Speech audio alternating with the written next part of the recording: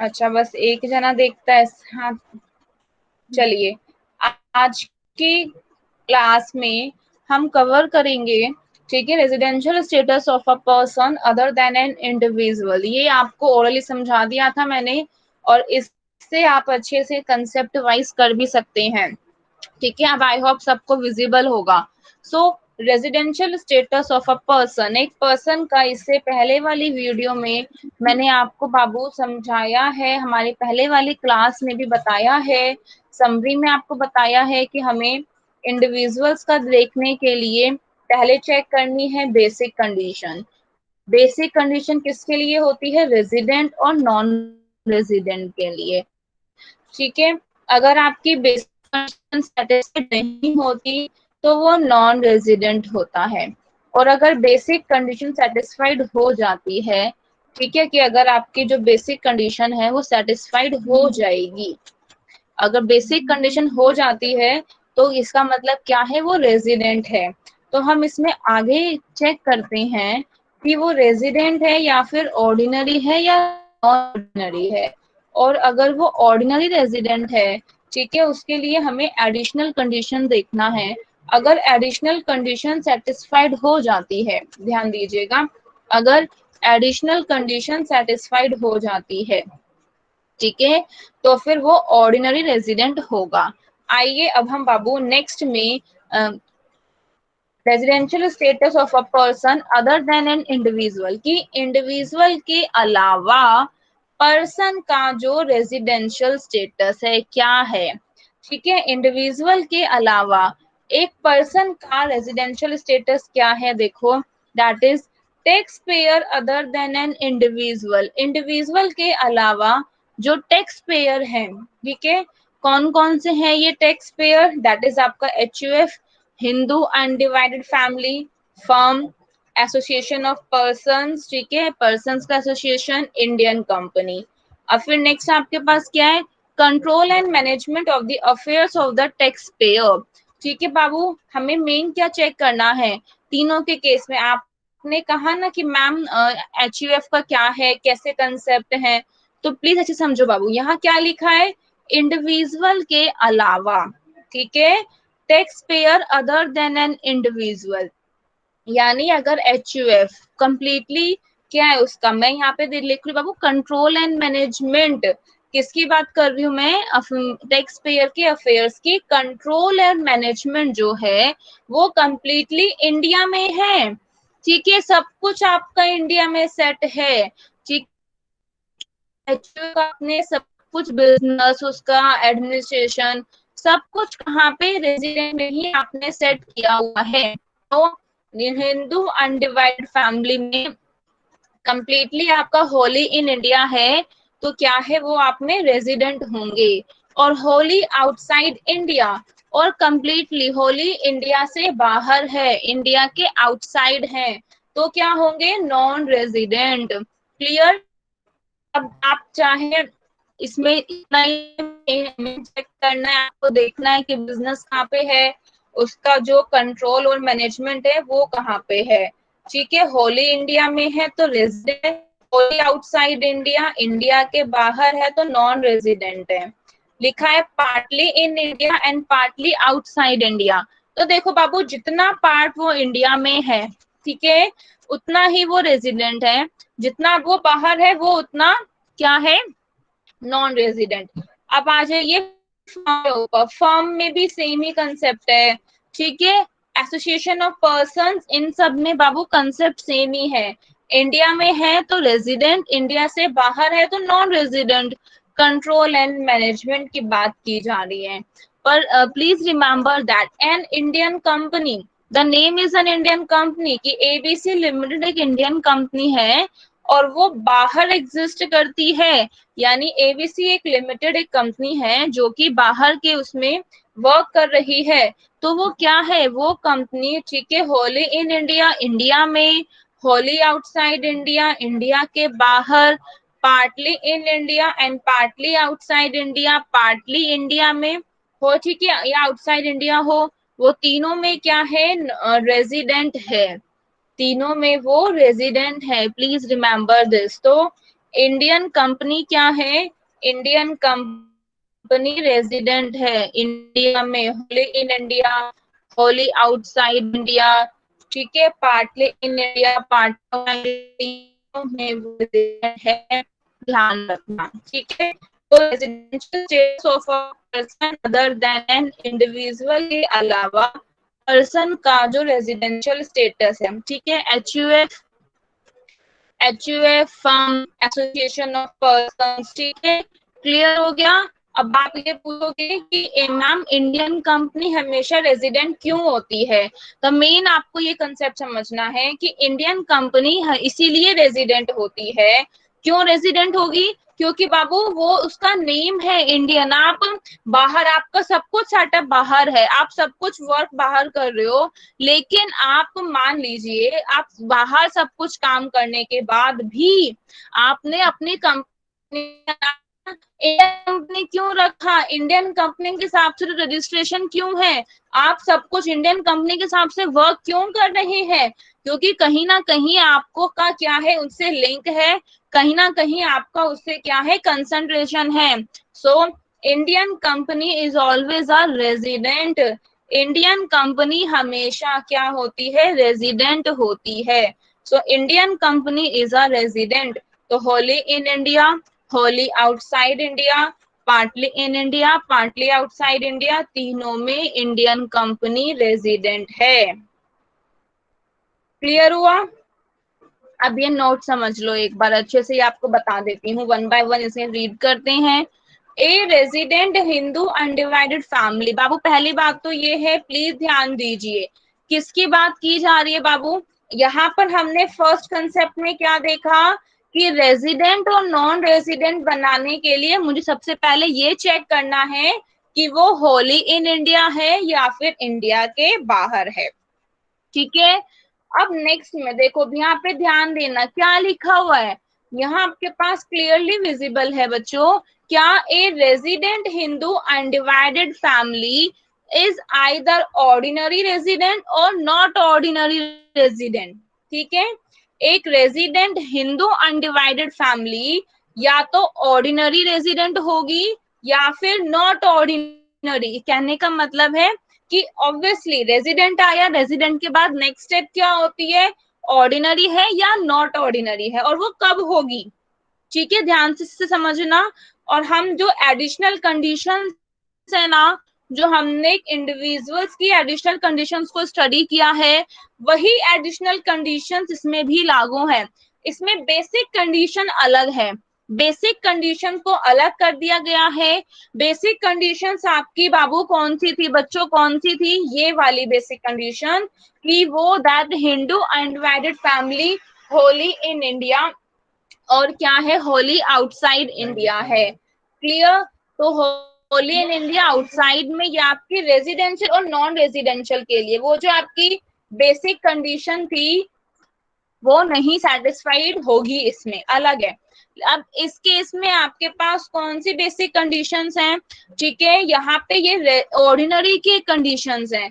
अब वही जो एडिशनल कंडीशंस थी आपकी वही सेम है, फर्क कितना है?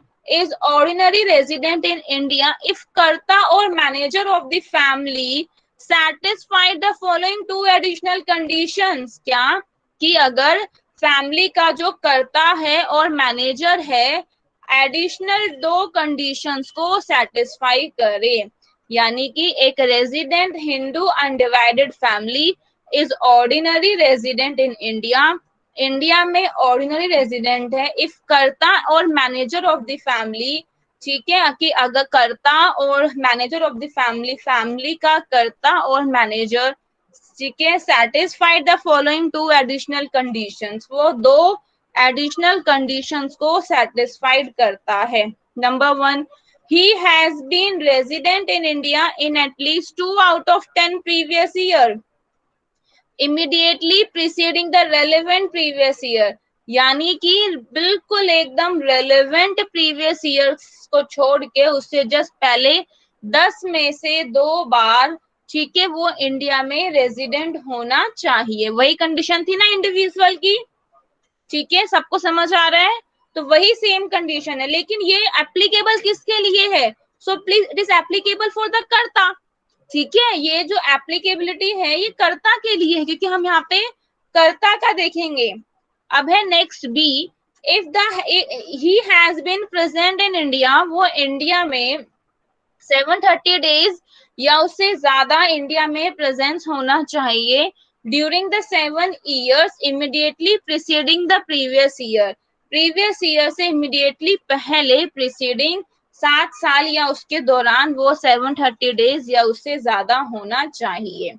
If Karta and manager of resident Hindu undivided family does not satisfy their two additional conditions, so it is clearly written here कि अगर HUF ने रेजिडेंट HUF ने अगर एडिशनल कंडीशन को सेटिस्फाई नहीं किया, ठीक है, आप कहोगे कि उसका सेटअप तो सब कुछ इंडिया में है, रेजिडेंट तो है, लेकिन एडिशनल कंडीशन सेटिस्फाई नहीं किया गया, इसका मतलब कि वो रेजिडेंट है, वो जो हिंदू अनडिवाइडेड फैमिली है HUF है, वो रेजिडेंट है but not ordinary resident in India. Resident है लेकिन इंडिया में ऑर्डिनरी रेजिडेंट नहीं है। ठीक है, the family is treated as resident but not ordinary resident in India. Is it clear? ठीक है, समझ में आया? प्लीज रेस्पॉन्ड, आप प्लीज सभी रेस्पॉन्ड कीजिए कि समझ में आया या नहीं। ओके, सिर्फ राधिका ही रेस्पॉन्स कर रही है। ठीक है,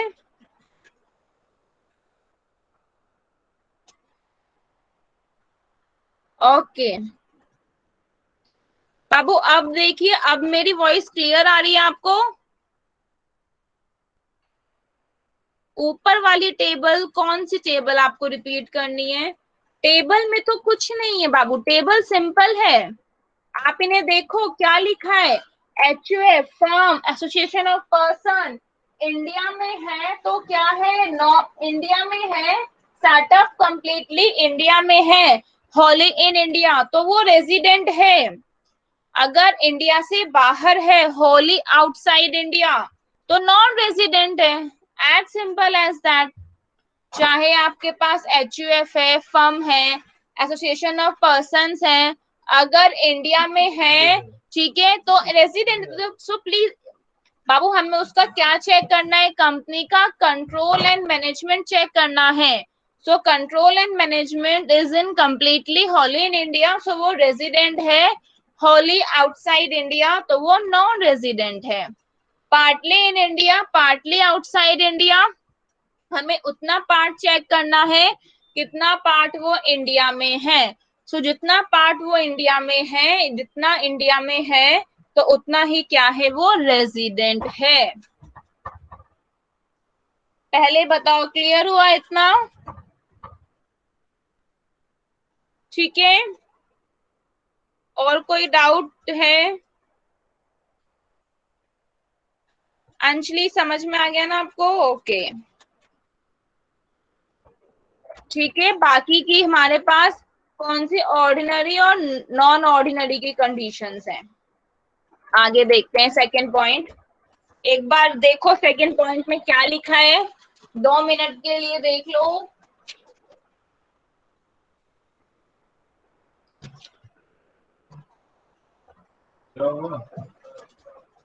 मम्मी,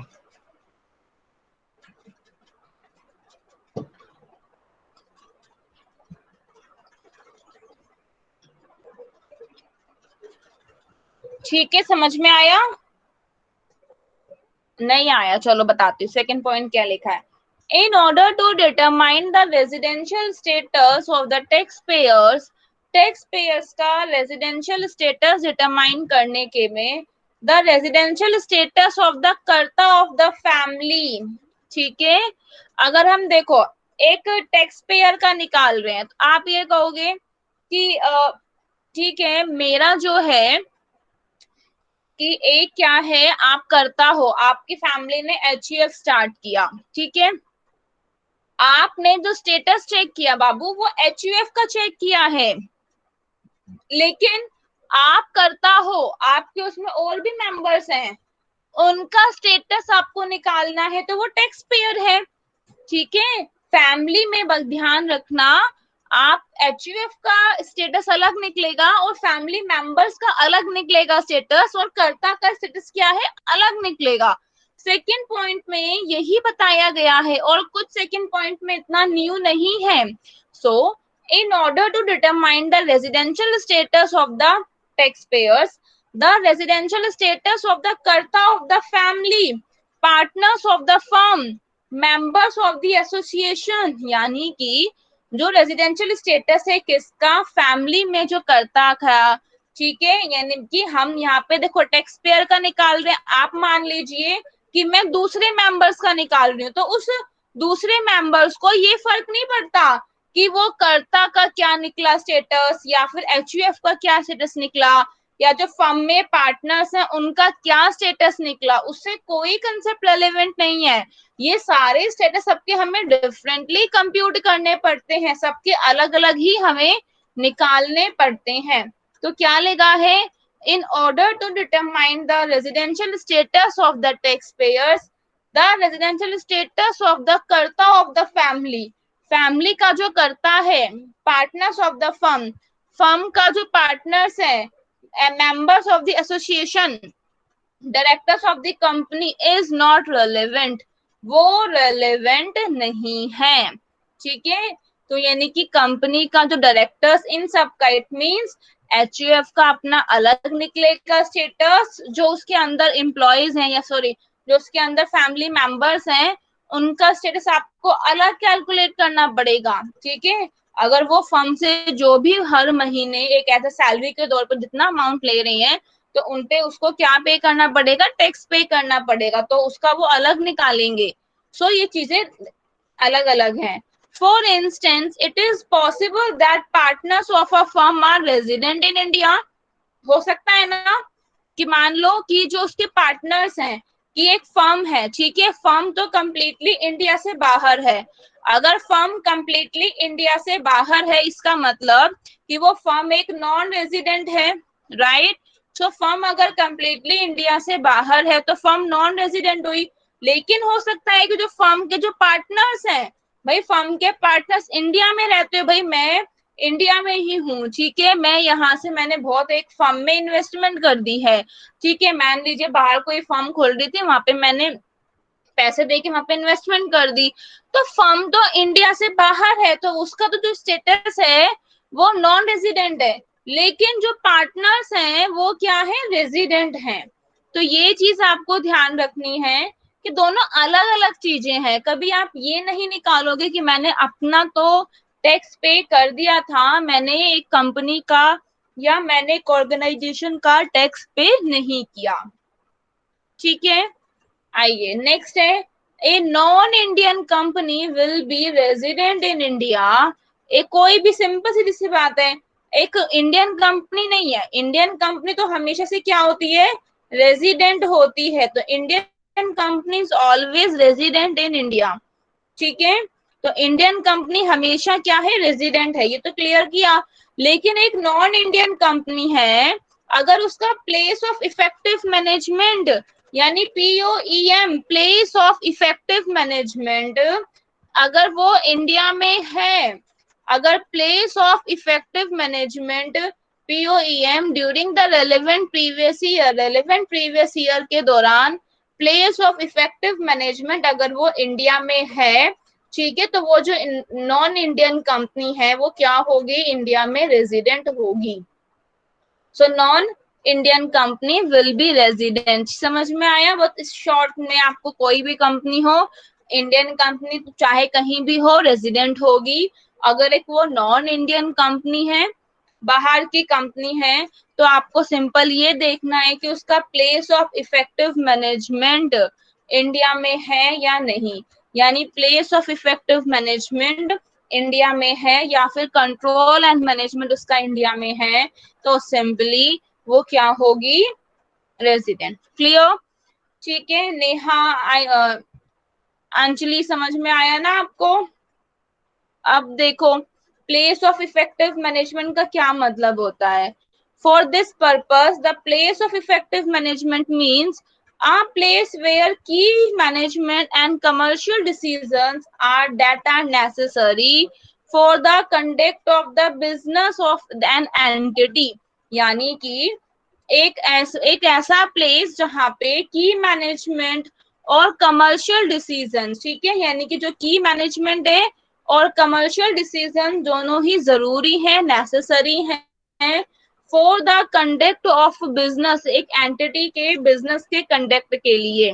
क्लियर, वही बात है कंट्रोल और मैनेजमेंट। अब नाउ द नेक्स्ट इज, ठीक है, नेक्स्ट है Indian income and a foreign income, कि इंडियन इनकम कौन सी होती है और इसकी फॉरेन इनकम आपके पास कौन सी है, उसे समझाऊंगी। तो एक बार बस थोड़ा सा rules of resident for HUF एक बार देख लो, इसको मैंने यहाँ पे टेबल की फॉर्म में भी लिख दिया, ठीक है। फिर हम इसका एक क्वेश्चंस कर लेंगे, फिर हम कंपनी का देखते हैं, आपको क्लियरली विज हो जाएगा, समझ में आ जाएगा। देखो कंपनी के में आप HUF के में एक बार नजर मार लेते हैं। सो क्या लिखा है, यानी कि रेजिडेंट और ऑर्डिनरी रेजिडेंट बनने के लिए तो इसकी बेसिक कंडीशन क्या है कि control and management is situated wholly और partly in India during the कि प्रीवियस ईयर के दौरान कि जो कंट्रोल और मैनेजमेंट है वो होली और पार्टली कहाँ पर है, इंडिया में है। Clear, so control and management is situated wholly और पार्टली इन इंडिया, इंडिया में होना चाहिए, ठीक है। सेकंड क्या लिखा है, it's karta has been resident in India, ठीक है, क्योंकि इससे तो वो आपके पास रेजिडेंट बन जाएगा। अगर यही कंडीशन सेटिस्फाइड नहीं है फर्स्ट वाली तो वो क्या बन जाएगा, नॉन रेजिडेंट। देखो नॉन रेजिडेंट की हेडिंग में क्या लिखा है, entire control and management is situated outside India. Clear, किसमें है वो, पूरा प्रीवियस ईयर के दौरान इंडिया से बाहर है, ठीक है। अब आइए नेक्स्ट कंडीशन पे आते हैं। तो अगर उसका जो करता है इंडिया में रेजिडेंट है कब, 10 साल में से 2 बार, ठीक है, 10 प्रीवियस ईयर, यानी कि प्रीवियस ईयर से पहले, प्रीसीडिंग द प्रीवियस ईयर से 10 प्रीवियस ईयर में से 2 बार वो कितने होना चाहिए, ठीक है, 10 में से 2 बार आपके पास वो रेजिडेंट होना चाहिए। तो 10 में से 2 बार कौन सा करता अगर रेजिडेंट है, एंड प्लस एक और कंडीशन सेटिस्फाइड है।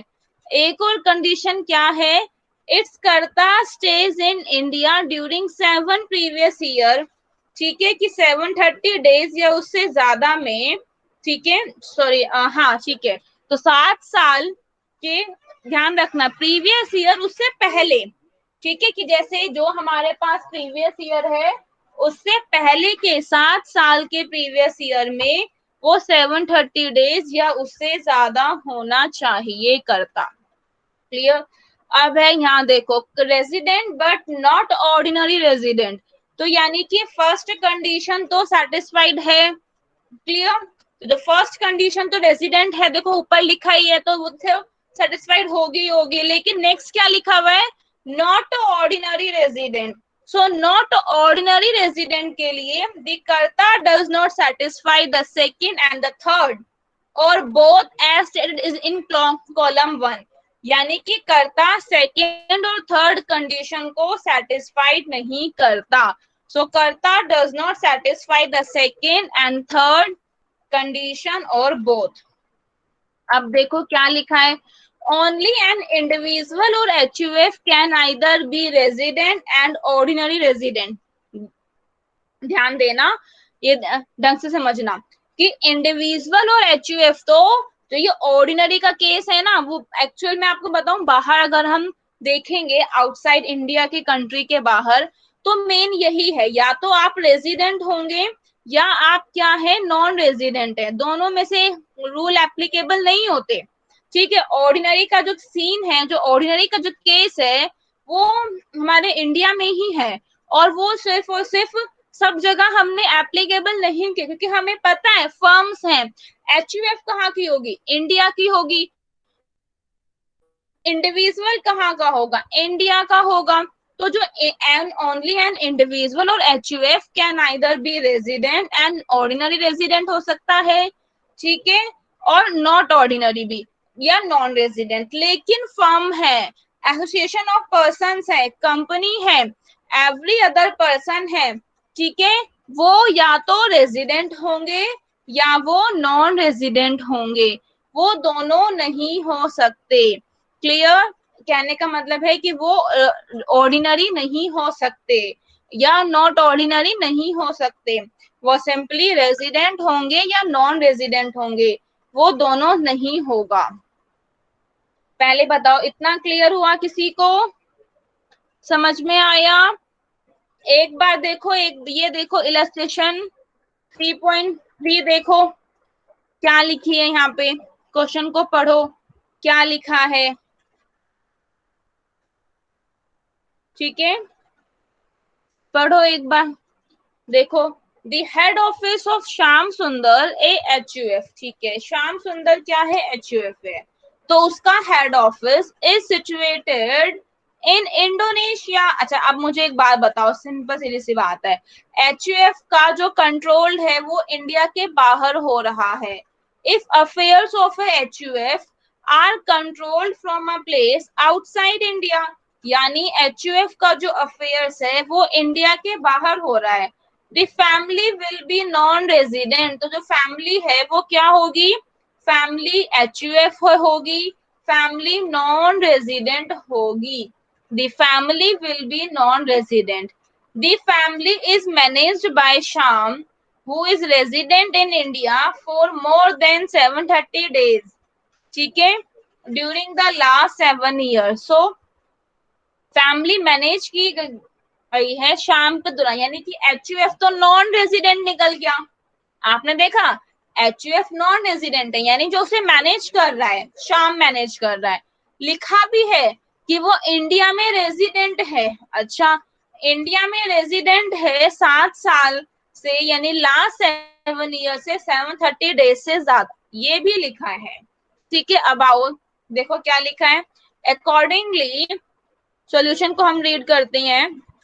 अकॉर्डिंगली श्याम सुंदर HUF इज नॉन रेजिडेंट है, ठीक है, तो अंडर कंडीशन ए के लिए, क्योंकि ए कंडीशन में आपको सबसे पहले क्या चेक करना है कि ए में तो वो नॉन रेजिडेंट ही है, तो आगे का तो कुछ चेक करने की जरूरत ही नहीं है, नॉन रेजिडेंट है तो ऑर्डिनरी तो होने से रहा, तो अगला जो उसका लास्ट वाले उसमें भी वो नॉन रेजिडेंट होगा।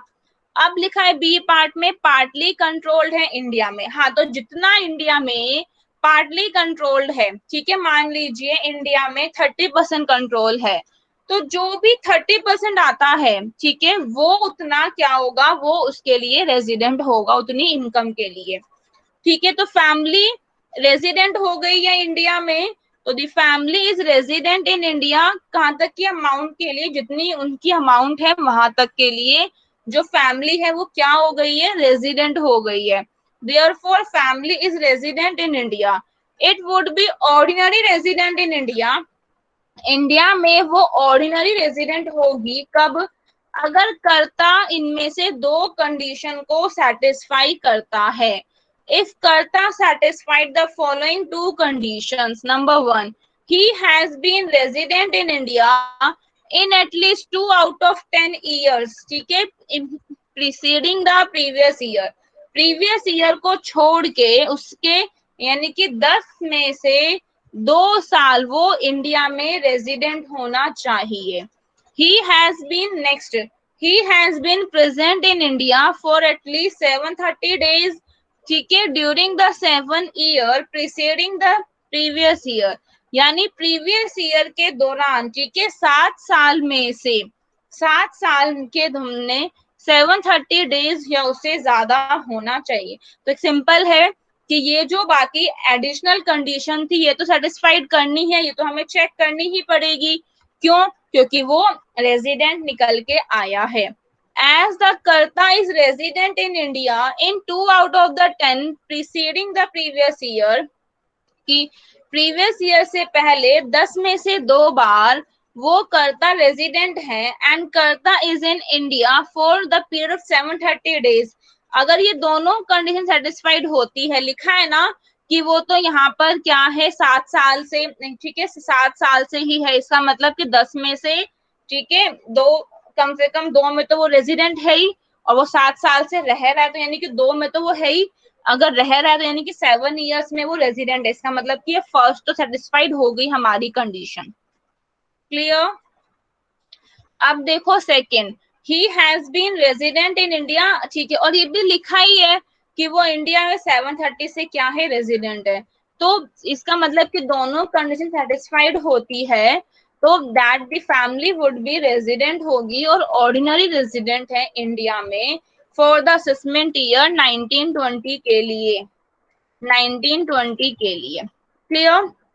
आओ अभी आज एक बार हम आपको ये भी आगे भी समझाती हूँ, ठीक है, आगे का पार्ट। पहले बताओ सबको क्लियर हो रहा है, सबको समझ में आ रहा है या नहीं? ठीक है, क्लियर हो रहा है, ओके, कोई डाउट तो नहीं किसी को? अब देखो कंपनी के केस में हमें क्या चेक करना है, बताया था ना, कंपनी के केस में हमें खाली रेजिडेंट और नॉन रेजिडेंट, देखो यहाँ लिखा है कि resident but not ordinary resident never, कभी नहीं होगा, या तो वो कंपनी रेजिडेंट होगी या वो कंपनी नॉन रेजिडेंट है। अब देखो इंडियन कंपनी तो हमेशा ही रेजिडेंट होगी, ये तो आपको बताया ही था, ठीक है, और जो इंडियन कंपनी से जो डिविडेंड हमें रिसीव होता है, मान लीजिए कि मैंने किन्हीं शेयर्स में इन्वेस्टमेंट की हुई थी और वो जो कंपनी थी वो इंडियन कंपनी थी, उससे मुझे 10,000 का डिविडेंड रिसीव हुआ, तो वो जो डिविडेंड है, क्योंकि देखो देखा जाए तो कंपनी डिविडेंड अपने प्रॉफिट में से देती है ना, तो जब कंपनी डिविडेंड अपने प्रॉफिट में से देती है तो वो जो डिविडेंड क्या होगा, इंडियन कंपनी का डिविडेंड एग्जेम्प्ट होता है, क्योंकि ऑलरेडी उस कंपनी के प्रॉफिट पे टैक्स लग चुका है, क्योंकि प्रॉफिट पे तो वो टैक्स देगी, ठीक है, बिजनेस एंड प्रोफेशन की हेड में से, तो ऑलरेडी वो उस पे से टैक्स पे करेगी, लेकिन जो हमारा टैक्स है, ठीक है, अब जो हमें पे करना है कि हमारे, क्योंकि ऑब्वियसली वो जो अमाउंट पे कंपनी पे कर चुकी है, तो एक ही अमाउंट पे गवर्नमेंट दो दो बार टैक्स चार्ज नहीं करेगी, ठीक है, कि एक ही अमाउंट पे